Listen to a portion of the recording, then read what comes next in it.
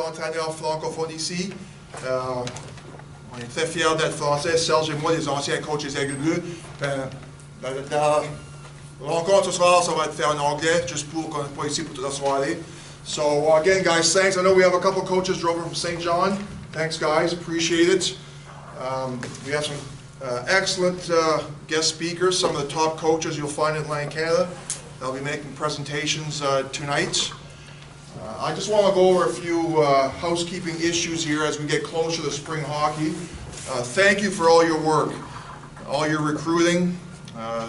This program doesn't work without you, the coaches, out there talking to parents and confirming kids. And I really appreciate what you do. We want to run a first-class program, and I know for 30 years of doing this and the surveys we've done, the value that the parents see is always with the coaches.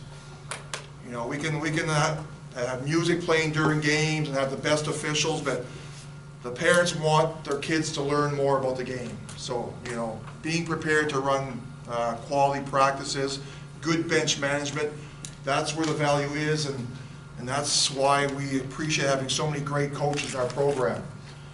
And my vision for this program was always that we want this to be a really good experience for your son or daughter, but we also want you, the coaches, to benefit from our program. Seminars like this, you'll see over the next several weeks, we'll be providing you resources, and Roland, I know, has worked hard over the last few months to prepare a new coach's manual for you, and Roland is always available. I know we have coaches. Where's Jason Clement? Is Jason here? I don't see Jason. We've had coaches that'll come in the office on a regular basis and to sit down with Roland and talk about different practice drills. So again, we want you to benefit from this program as well. I was fortunate. I had a lot of great mentors in my life, hockey mentors, coaches, and don't hesitate if we can provide any assistance. The game schedules was sent out about an hour ago. So far so good. No, not too many complaints yet. So we usually get a coach, I'll respond. We can't play on Saturday, April 13th, because one of our players has a birthday party. Yeah, so we'll change the whole schedule. We'll look after that. So, but we know the importance of good schedules. Parents really want good schedules, so we work really hard to provide you with the best schedules, be it AAA series or prospect series. We're always conscious about travel, hotels. We know that this gets expensive for parents. That's what's nice, I think, about our AAA series and prospect series. You'll get to play against 10 to 12 teams in the spring with very little hotel stay. And you'll get to play teams from Nova Scotia, PI, even Newfoundland, Labrador. So I think it's a nice package, good value for our families. Just to let you know, keep checking your emails, because I'm only about a quarter way through the memos you're going to be getting here. So if you think there's something we're not going to tell you about, it's coming, the memo. Sometimes I get coaches that ask me about things, that memo's coming out in a couple days. So there's a lot more information. Obviously right now we're really focused on getting everything out to you. Dave, you have pucks in your vehicle. So on the way out, if you want pucks, follow Dave. Charlie doesn't know about the $5, so just do that after. Okay. Practice jerseys, they're basically completed, and tomorrow we're putting them all together. So obviously the Moncton-based coaches, you'll pick up those practice jerseys, and if you tracksuits, those are all ready to go. Those will be picked up at our office, 28 Rooney Crescent. I'll send a memo out. You'll see what we have, and if your name's on there, please come and pick it up. Don't leave stuff hanging around at our office for a couple weeks, especially when it comes to team uniforms. Those are almost ready as well. So when we send out a memo, please pick up. We've had coaches that'll come the day before their first game, and they'll find out there's a misspelt name, or then it's too late to do anything. The sooner you pick up, if we've made any errors, we can correct. So just keep coming. So over the next couple weeks, there'll be a lot of items to pick up. Just one more thing. I've sent out memos the last few weeks on our Young Guns program for our prospect series, and also selects for AAA series. I would encourage you to consider that this summer, either head coach, assistant coach, or manager. It's a great experience for the kids. Basically, we bring kids from all over the province, and they'll participate in a great tournament in Boston or Portland, Maine. So it is a great experience, so something you may want to consider. So that's it. I'll have more to say maybe a little bit later, but right now, really pleased to introduce Roland. I think it's your third year you're with our group now. Third year, yeah. So he's been a wonderful addition to the Atlantic Hawk Group, 30 years of coaching experience. And so he's going to present our new coach's manual. Thanks, Roland. All right, so we had prepared one manual per team, but if you don't have one per team, at least pick it up. It's right here in the corner. So what we tried to do is present some drills, some ideas, and I always say when it comes to drills, it's ideas. And I have stolen like 100 million drills from 100 different people or 100 million different people. I probably stole some from you guys. And the whole idea in the way I find it works well is by trying to create more. So if I see one in the ring, I walk in, I see somebody doing something, I try to do 4 more with it. So what I've done here is, it's tough to do drills for Super 7 to people that are coaching midget. So it's really tough. What I'd like to do is present some ideas, and then you can say, okay, what can I do with my team? How can I use that or that and modify it and do it with my team? Being novice, being prospect, being AAA level, doesn't matter, okay? So what we've done is we prepared an index at the beginning, so we have 6 sections, and we have actually a 7th one that I've added at the last minute, but it's not on your index here. So we have skating drills, passing attack drills, angling battle drills, defenseman drills, a little bit more on D later. I'll talk about key principles. Dave's prepared a section on the goalies, and I put some articles. And the last section is 3 examples of practices. Okay. One resource that I know Dave and I use a lot is the one from USA Hockey website. So that website, I find it's I know if there are enemies, we're not supposed to talk about them, but they have a great website, good resources. You'll go on there and you can find almost anything that really, I find, helps coaches. We have a section here where it's practice plans. So when you click on the practice plans, you get all kinds of practice plans. You go from basic, 5 and 6, 11 and 12, 17 and 18. You go from 10 and under, 12 and under, etc., etc., etc. So there's different, and then you go practice 1 to, what was it, 70, 82? You got a lot of ice. You get a lot of different things. Again, they're ideas. Some you might not like, some you might like, but it's a great resource. I put the website as reference on the 2nd page here, but the practice part of it is awesome, I find. Again, you modify it for you, but there's all kinds here, and for all ages. I really like that one. The other one I like also is a small area. Serge is going to talk about it later on in more detail, but if you go here, there's a small area section, and in here you'll see there's like PDFs, so teaching concepts through small area games. If you click there, you'll get all the wording, but the videos are really awesome. If you look at some videos, I use them a lot when I do practices. They're really good. There's one that I put in there, a transition game that I really love, and they're in small areas. You can do it 2 against 2, etc., etc. But the videos are really well, I'll just play it. They're really well explained, detailed. We didn't check the volume. I don't think I have the volume, but that's okay. It's really well shown, really well detailed. You see it once and you really understand the drill, so it's a good resource. So for the USA website, I really like that. They've got a good section on goaltending. Dave will talk about that later. That Dave uses a lot too to teach, and especially for the coaches, minor hockey coaches. We will have this book on our website.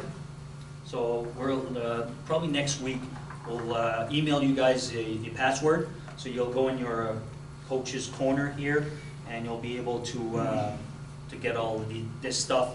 And we'll be adding some more.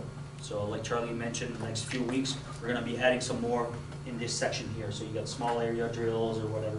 I think if you go on skating, if you click on the skating one, they can see that one. Skating.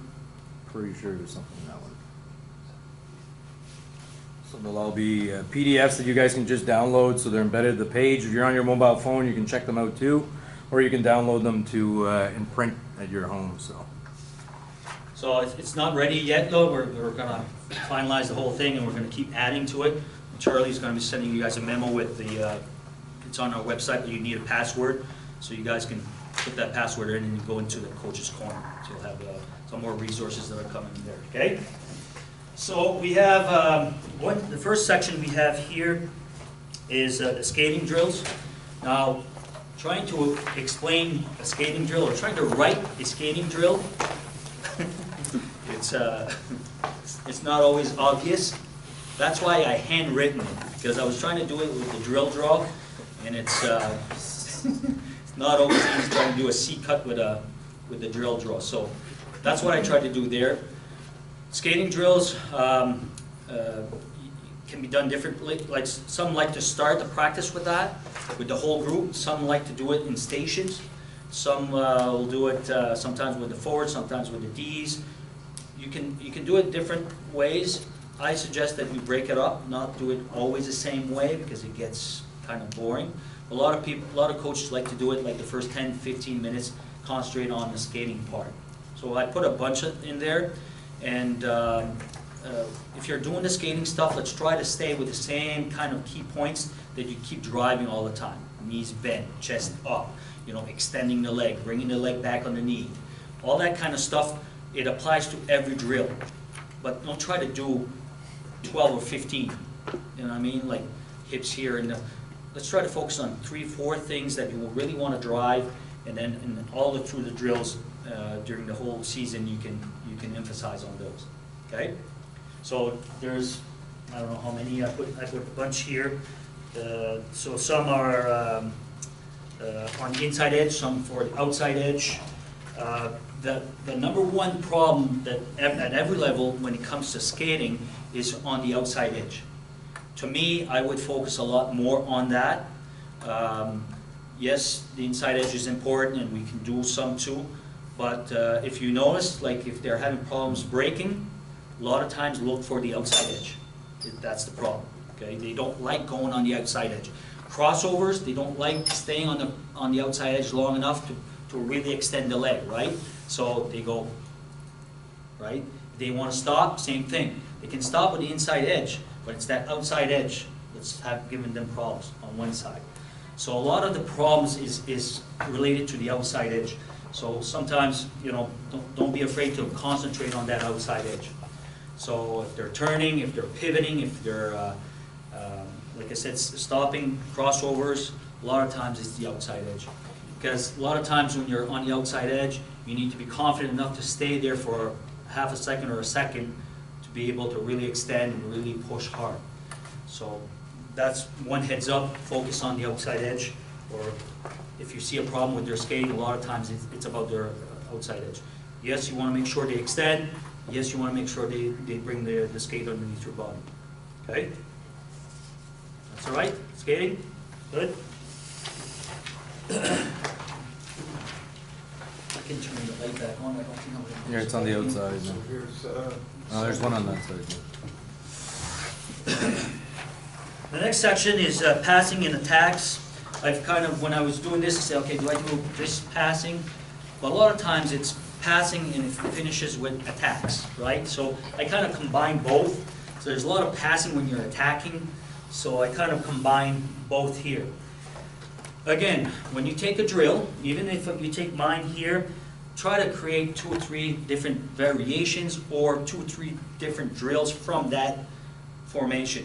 You'll notice that, and I know I keep saying that every year I do the seminars, is that if you have one formation, try to add to it and add to it and add to it instead of changing your formation all the time. So one of my favorite ones that I keep keep bringing it up, and it's in your book, is the one where we have the 4 groups here, and the coach is in the middle, and the cones, right? So the guy comes out, get the puck, give it back, inside out, get the puck, come in. From this formation, I can do a 1-on-0, I can do a 1-on-1, I can do a 2-on-0, I can do a 2-on-1, I can do a 3-on-0, a 3-on-1, 3-on-2. I can do some shots from the point, I can do some deflections, I can do some rebounds, I can do all kinds of stuff, just with this formation alone. Okay? So, and we can do some skating and some passing and some shooting, all in this one format. You'll see it there a lot of times. So, if I take, for example, let's say the chip entry, the first drill on your page there. You look at that and say, okay, what else could we add to that? Well, the first thing I would add to that is when the 2 guys get in front of the net, I would get an assistant coach to take another shot from the point. So at least they're there for the rebounds, the deflection, so they're attacking, but then finishing with a deflection, rebounds, scoring type of thing. I would dump a puck in the corner, so those 2 guys were now going to go battle in the corner. So the same 2 guys that did the drill now are battling in the corner for the puck. To me, it makes it more game situation, right? Because it's easy to do flow drills, but I don't see that a lot in games, right? So we're going to try to recreate game situations. So any drill that you see here, let's try to add to it and recreate it without going too complicated. It's not complicated, it's just somebody's taking the shot from the point. So now I got to deflect the puck, I got to take the rebound, so all of a sudden the coach dumps the puck in the corner, now I got to go battle with my partner for that puck, and you re-attack the net. So it adds to your drill, and you haven't even changed your format yet. It makes it more game situation. Makes it longer, so it makes it close to being a shift, or half a shift, right? So I've talked about that, I know in previous presentations, where you don't want to go around the cone, take a shot, and go back in line. Because a lot of times you put the switch on here, last 5 seconds, then it's done, then you're back in line. A game or a shift, it's not like that. You're there for 40 seconds, so you're shooting, passing, you're skating, you're back checking, you're chipping the puck, so we're trying to recreate those type of drills. Okay? So here you'll see a bunch of passing drills that finishes with a shot. A lot of times finishes with a shot, and we keep adding to it. A lot of different additions, being shots from the point, etc., etc., etc. Make sense? There's some that are really individual drills, and some are more team or partner or lines. And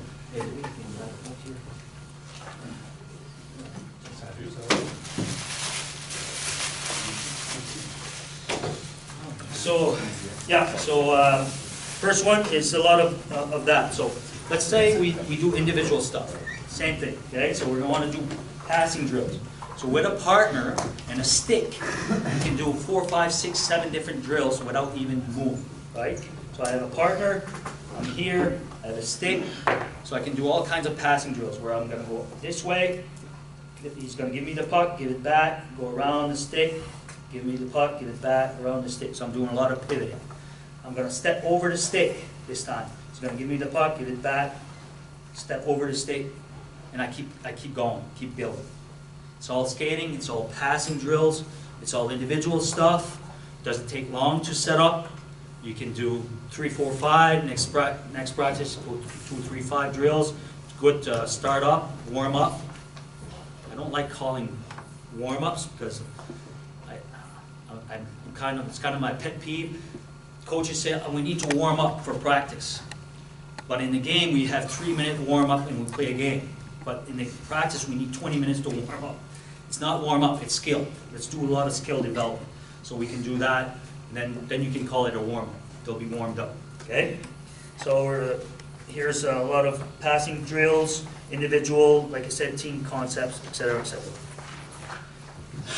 Some are maybe too complicated for the level you're at right now, but some ideas in there can give you more ideas, right? Create more drills for you. And so, like I said, there's something in there for every level, and just pick the one that would be good for you. Section 3, it's angling and battle drills. A lot of small area stuff. I know Serge's going to talk about it. A lot of the drills that on the USA hockey videos I was talking about, small area, a lot of battle drills. To me, I would do battle drills in almost every practice. Doesn't matter if you're a novice or if you're a junior B. I would do a lot of battle drills. A lot of times we hear coaches complain about, well, especially at the younger level, like, they don't go after the puck. And my first question is back, do we practice it? A lot of times we don't practice it, right? So we want them to battle for a puck, but we don't do battle drills, right? So all kinds of battle drills. It can be a 1-on-1, 2-on-2, 3-on-3. It can be a 1 versus 2. It can be a 2 versus 3. Those are all different types of battles that you can do.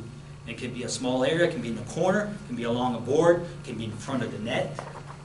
They're all battles. It can be in the middle of the ice. They can be after you finish a drill. So you're doing a 2-on-1 because you want to work your attacks. Finish it with a battle drill. Dump a puck in the corner where, okay, they're 2 against 1 still. You want your D to get that puck, move their feet, move the puck, get the puck out of the zone against 2. It's a battle. I would do a lot of battles, and not necessarily stopping your practice and doing just like a specific battle drill. I would include it in a lot of our drills that we do. So if we're doing breakouts and attacks, it would finish with a battle somewhere, somehow. You know, I highly recommend we do that. After we train them, it's like a dog. You don't want him to pee on the floor. You want him to be outside. After a while, he gets it, and then it comes naturally for them, right? The kids, it just comes naturally. They're just battling all the time. So for them in games, there's a puck. There's 2 guys. I'm going to battle for that puck. I want that puck. But if you never practice it, I find it's tough. Second thing I would do a lot is angling, because angling is going to be with them forever. The first part we do when we do checking clinics or when you get to bat and we do practices, before we do checking, they need to angle, because if they don't angle, they can't check. So we need to do that. Now, because of a lot of stick-on-stick stuff, if you notice, that's the game, right? Stick-on-stick. Serge talks about that a lot. You'll probably mention it again. But you need to angle stick-on-stick. If you go in a straight line, it's tougher. So I would do a lot of angling drills too. So here I put them together. So there's angling and battle. If you're into the checking part, I would add angling, battle, and checking in those drills. You guys obviously, I don't think there's anybody here that does checking, right? No. So I put a bunch there. Some ideas that you can use. I know I've done a couple in there with the rebounders. Even if you don't have a rebounder, if you have a goalie, you know, getting rebounds or providing a rebounds or giving a rebounds, that type of stuff. You don't necessarily need a rebounder to do those either. So there's some close, in-tight angling, and there's also some open ice angling. One of my favorite ones that we do for angling is open ice, and it's really tough. But if you keep doing it, and keep repeating it, they start getting it. It's this one, where they start, starts with one skate on the blue line, the other one skate on the blue line. So usually we use this ringette line for the rinks that have ringette lines. So both need to go touch a red line. So this guy, the X needs to touch this ringette line, the O needs to touch the red line in the middle. The coach is going to dump a puck, and especially in this area here, so O can pick it up. X, once he's touched that red line, needs to angle him off and try to take him out here without skating backwards. Now that's the kicker right there. So a lot of the drills we do when we do angling, they're not allowed to skate backwards, because the first thing they want to do is go in a straight line and then start going backwards, right? When we're doing angling, we do not want them to go in a straight line. So we want them, there's 3 things we're talking about when we're doing angling. Stick, so if I want the guy to go there, I put my stick here. I want the guy to go there, I put my stick here. Stick is important, that's the number 1. I know Serge talks a lot about stick on stick, using your stick. He even brought his stick, so he's probably going to talk about it again. That stick is number one. You got to use it to your advantage. So when we're doing angling, what we want to do is make sure that I control the puck carrier and not the puck carrier controlling me. So if I want the puck carrier to go that way, I put my stick on this side. If I want him to go that way, I put my stick on this side. Kids sometimes have problems getting that concept right off the bat because he's got the puck there. I want to put my stick on stick, which we're teaching them, right? But the first thing is that you got to make sure that you're deciding where he's going. If not, he can go, he's got 50% chance going to go that way, 50% chance going to go that way. The other thing it does once you do a good angling, it tells all your teammates that he's going that way.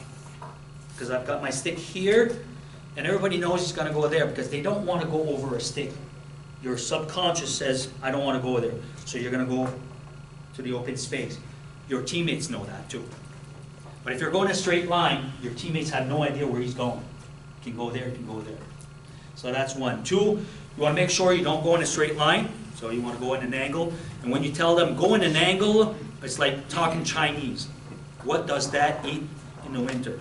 Have no idea. Angling is, what is angling? What is angling? They know what a straight line is, right? So we'll try to tell them, don't go in a straight line. Number three is moving your feet.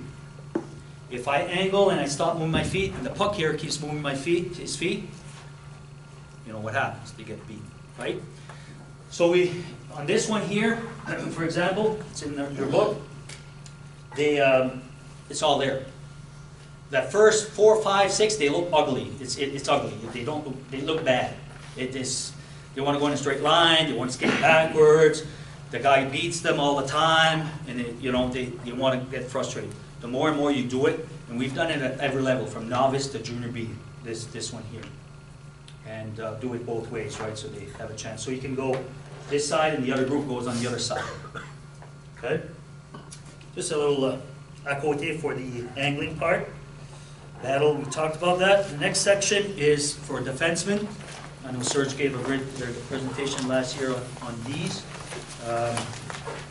So a lot of the stuff, actually, the first section here, it's not drills.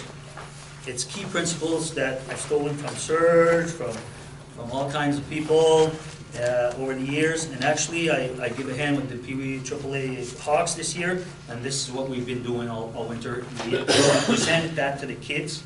That exact document that you have there, not the drill, but the document, and that's what we've been working on all winter long, right? There's obviously concepts in there, or level of concepts in there that you're not going to be using if you're coaching novice, and some might not be there. But there's key words. Those key words apply if you're novice or if you're coaching junior B. They apply. They always apply. Last year I was working with the Batum AAA team, we used the same thing. This year was the Pee Wee, if I'd be working with Adam, it'd be the same thing. We worked those concepts, right? So I put them here. I won't go through all of them, but without the puck, with the puck, controlling the play. The ones that I put in more like bolded color, it's the ones I put more emphasis on, okay? Number one. This one is always, and always applies, feet first. We always talk about that feet first concept. They're starting to get tired of hearing me say it, but I won't quit, I won't stop.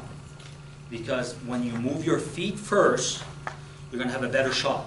When you move your feet first, you're going to have a better pass. When you move your feet first, you're going to get out of trouble. When you move your feet first, there's going to be more options available. So we keep driving that. Feet first for defensemen all the time, every time. I see it, I'm with the Pee Wheel, and when they're not moving their feet and they're trying to make a pass across, a good chance, 75% of the chance is going to get cut down and go that way. But when they're moving their feet, it's funny how it works. When they're shooting the puck, when they're trying to clear a puck, say you're on the board and getting pressure from you want to clear the zone, if they don't move their feet, 99% of the time the puck doesn't go out of the zone. It's incredible how much moving your feet, I call it feet first though, it's feet first. Now they've heard it enough and we've worked enough that you can see it, it's kind of becoming automatic. They get the puck and the first thing they're doing is moving the feet. But I'm sure next year, if I coach those guys, I'd still have to go back to them and keep talking to them about that. And if they're junior, I would keep talking to them about that. Right, Serge? Told Serge like 100 million times. Played university, and probably his university coach told the same thing.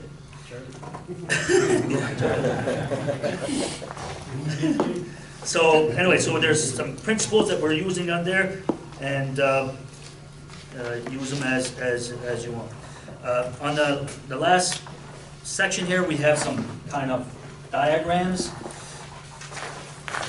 I like to teach those key principles using common things. So in a rink, the common things are what? Dots, blue line, red line, doesn't matter what rink you go in, it looks like that. If you go to the Olympic ice in Dieppe, it's wider from dot to there, but usually dot to dot, it's a normal size, right? It's that concept. So we're trying to use those. So for example, if we are on offense, we try to move the puck outside the dots. If we're on defense, we want to be inside the dots. So when are we on offense? Is when the team has puck. When we're on defense is when the other team has the puck. Simple as that. So we work a lot of the Ds with those dots too. Other common stuff that we're starting to talk about is they call them quiet zone or safe zones. So trying to get a peewee defenseman going in a spot where there's nobody and the puck's not there is a challenge, right? Because they need to have confidence that the puck is going to be there. But for me, if my D has full control of the puck and my D is standing there, he's useless. Or if my D gets the puck, he's going here and he's there, he's useless. Now since they've been this tall, coach has been saying, go in front of the net, right? Now we're trying to break that. So him, I want him either here, I want him to do a reverse, I want him to be involved here, right? So there's quiet zones, I call them. So you can put the puck, let's say he's being pressured, you can put the puck in a quiet zone even if he's not there. He's going to go pick it up. So those are the diagrams I've done there. So we talk about dots, we talk about quiet zones, and we also talk about the blue zones. The blue zones, and that probably Charlie's been told that 100 million times when he was playing. You can't lose the puck like that, what is it, 5 feet, 6 feet, whatever they call it, 3 feet inside or outside the blue line. Those are no-no zones, right? So we try to move the puck, try to make sure we're safe in those zones, etc., etc. But to me, it's visual. Kids see that, understand that. Then after that, it's a bunch of drills. So all kinds of drills for Ds. I always tell the Ds, you play the game as if there's only you and your partner on the ice. And if there's a forward that all of a sudden is at the right spot, that's a bonus. That's an extra. But if he's not at where he's supposed to be, that's not his fault. It's your fault. It's my responsibility to make sure that my partner has an option all the time.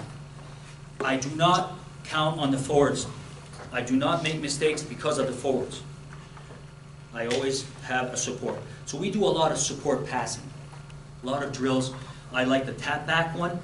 That one is where the D goes up with the puck.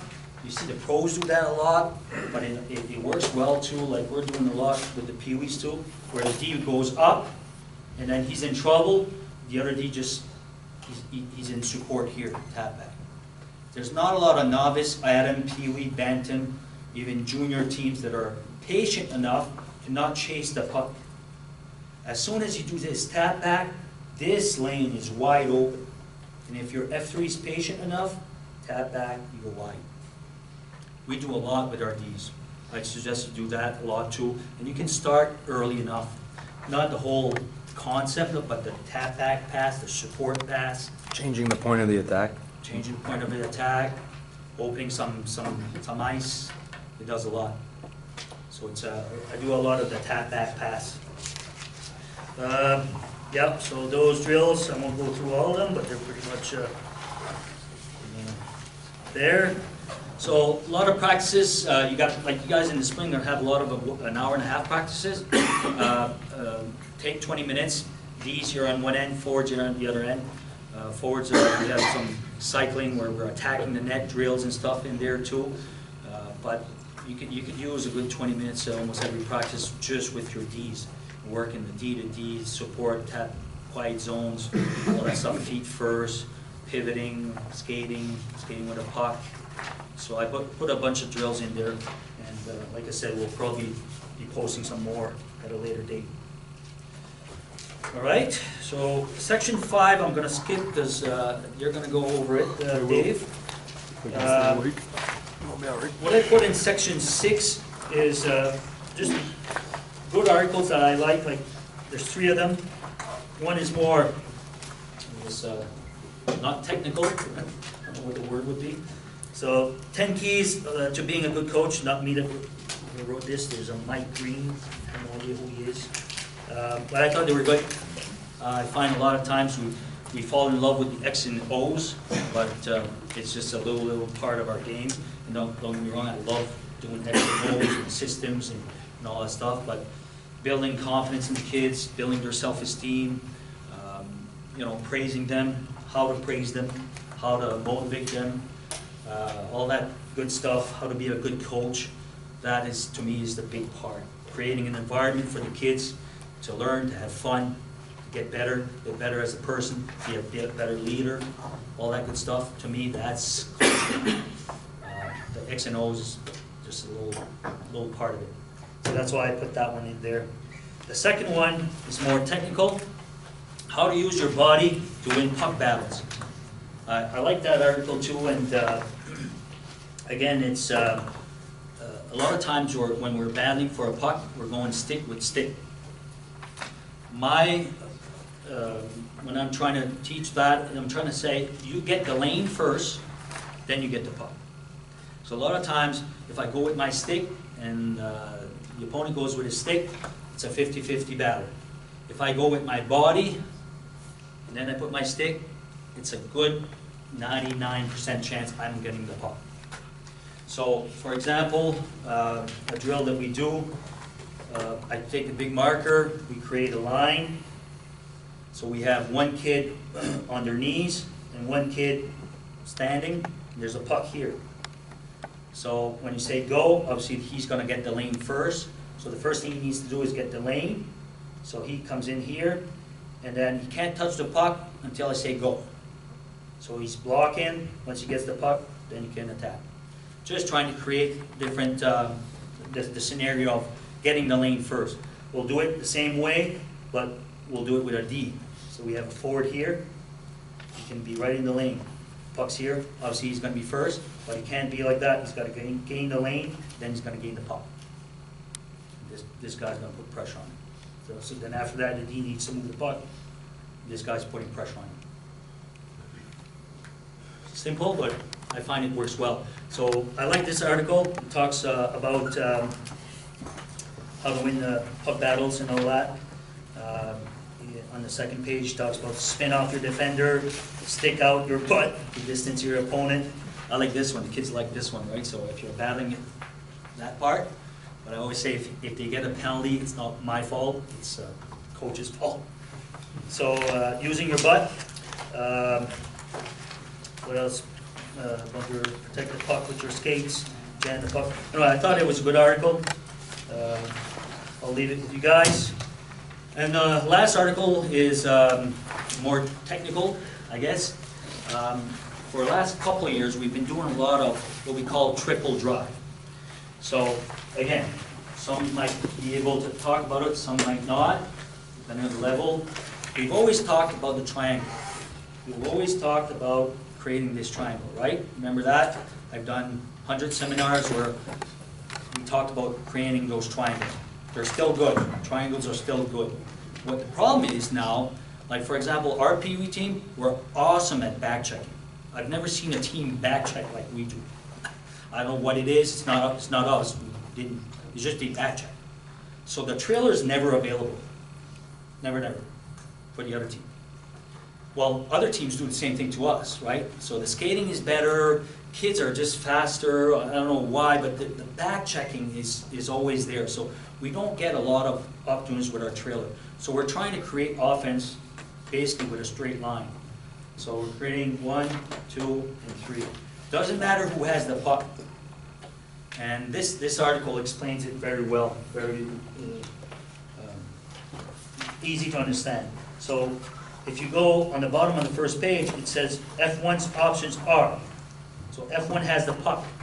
So you can shoot, you can pass across to F3, you can pass to F2 driving the net, you can hit the D in the pocket as a trailer, and you can drive the net.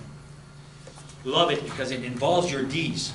Your Ds are always your trailers on this play. So imagine you're a defense. I'm playing D, and I've got 3 guys going to the net. What are you going to do? Serge Bourgeois probably would take 2 by himself, but normal Ds, what? He wants to pivot and go with somebody. That means there's somebody open, right? The 2 Ds are going to the net. The 3 forwards are going to the net. There's 5 players in front of the net now. And then all of a sudden, there's a trailer. You give the puck to the trailer, right? So if your back checking is really good, and he's jumping on the forward, right? And he's following the forward, that's fine. You want him to go there. Now you have 6 players in front of the net. And all of a sudden, the D gets a puck in the slot area, or they call it what, a pocket area? Open pocket? So you know what I mean? So a lot of shots, deflection, screens for the goalies. You're creating offense, and Serge will talk about it that later, right, Serge? I don't want to kill it. I just love this article. So sorry, I should have told you I was just going to show you. Stop. We're not talking about it anymore.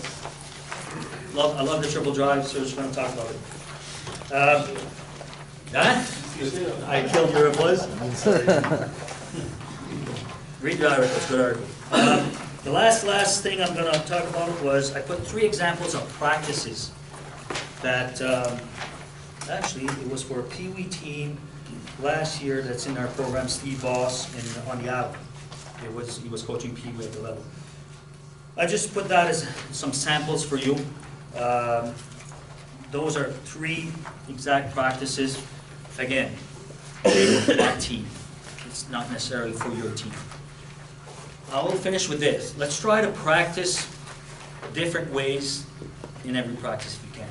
Meaning, if you're always doing the same thing all the time, the same drills all the time, what are you going to get? You're going to get kids who are going to say, okay, yeah, I've seen that, I've done that, that's fine. The next one, yeah, he's going to get better at that drill and he's going to get fine. But he never gets outside of his comfort zone on the 3rd, the 4th, the 5th, the 6th, the 7th, 8th practice. Remember, you got an hour and a half. So I'm a big fan of taking the kids outside their comfort zone. I always say this example. When we're doing practices and we're always doing flow drills. So let's say I had a team that was a high school team, and he said, at that age I'm doing flow drills. The first thing I said to him, he said, you're going to regret it after Christmas, because then after that you want to do some situationals and some battling and some stuff like that. You won't be able, because you've been doing flow all the time. You're not taking them outside of their comfort zone. Their comfort zone is flow stuff. So do the same thing for the practice. Example, the other day we had a Pee Wee practice. I had some hockey balls, and threw the 3 or 4 of them, and we had the whites, the forwards playing against the Ds. We had 4 or 5 balls going at once, 2 goalies gone. Took me about 10 seconds to explain that one. Should have seen them go. That was my warm-up.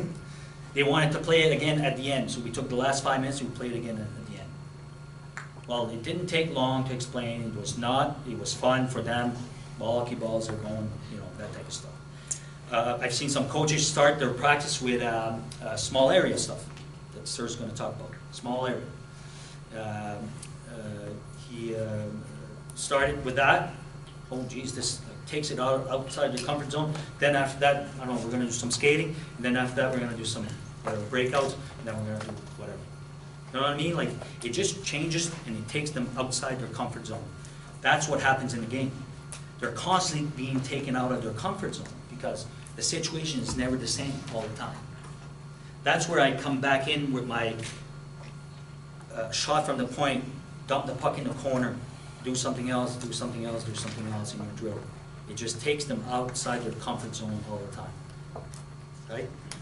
Makes it more fun for you guys, makes it more fun for your assistants, makes it more fun for the players too. Does that make sense? Again, we will be putting some more stuff on the site as we go. If you guys have some ideas that you'd like to share, hey, send them to me. I'll make sure we put them on the site, and then we can all benefit from it.